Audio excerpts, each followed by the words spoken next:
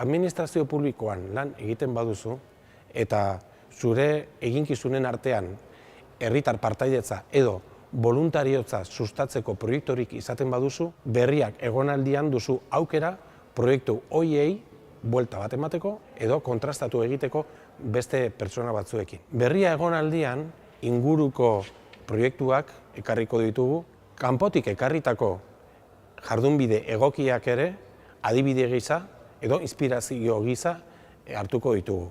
Eta voluntariotza eta partaidetzaren inguruko erreferenteak diren pertsona batzuk ere entzuteko aukera izango dugu. Beraz, zure proiektuari buelta bat nahi badiozu eman, alderatu, berriro pentsatu edo diseinatu, berria egonaldian duzu aukera.